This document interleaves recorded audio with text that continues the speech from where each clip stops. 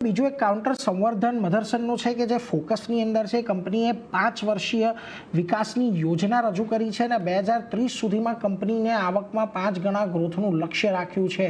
આ વિકાસની યોજનાની વધુ વિગત સાથે જોડાયા છે સહયોગી શ્રદ્ધા પરસાણીયા. શ્રદ્ધા, જણાવો શું છે વિગત સંવર્ધન મધરસનને લઈને? જી, સંવર્ધન મધરસન આજે આપણને સવારથી તેજી બતાવી રહ્યો છે. અત્યારે પણ 3.5% વધુની તેજી સાથે કારોબાર કરતો જોવા મળી રહ્યો છે. કંપનીએ તેઓનું 5 વર્ષની વિકાસની યોજના રજૂ કરી છે. આ 7મી 5 વર્ષીય યોજના છે કંપનીની. આ યોજનાની અંતર્ગત તેઓએ 2030 સુધીનું વિઝન રજૂ કર્યું છે. એની અંતર્ગત તેઓએ જણાવ્યું છે કે આવકમાં 5 ગણા ગ્રોથનું લક્ષ્ય છે કંપનીનું. ગ્રોસ આવકનું લક્ષ્ય પણ $108 બિલિયન છે.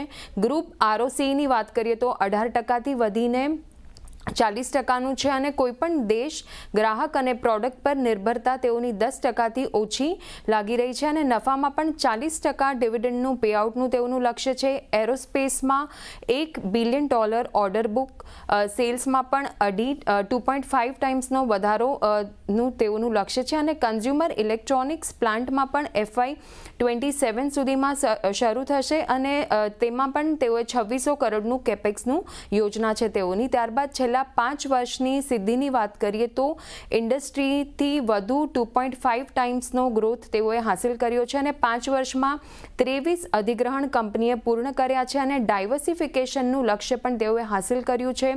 સિંગલ ગ્રાહકથી આવક તેઓની 10%થી ઓછી છે, એટલે કે ત્યારબાદ 40થી વધુ નવા ગ્રાહકો જોડાયા છે અને નોન ઓટો સેગમેન્ટમાં પણ 8x વધારો થતો જોવા મળ્યો છે. એરોસ્પેસ, લોજિસ્ટિક્સ અને હેલ્થ અને મેડિકલમાં પણ તેઓએ વિસ્તારનું તેઓનું લક્ષ્ય છે તેઓએ હાંસિલ કર્યું છે અને સંવર્ધન મધરસન પર અલગ અલગ બ્રોકરેજીસે તેઓના ટાર્ગેટ્સ આપ્યા છે. જેફરીઝે 110 પ્રતિ શેરનું ટાર્ગેટ આપ્યું છે, નુવામાએ 110 અને ઇન્ક્રેડે $117 પ્રતિ શેરના ટાર્ગેટ આપ્યા છે. એટલે જુઓ, ખાસ કરીને અહીંયાથી સંવર્ધન મધરસનની આજે 5 વર્ષીય યોજના જાહેર થઈ છે એને પગલે આજે એક સારી તેજી સ્ટોકની અંદર આપણને જોવા મળી રહી છે, એટલે એના પર એક ફોકસ રાખીશું.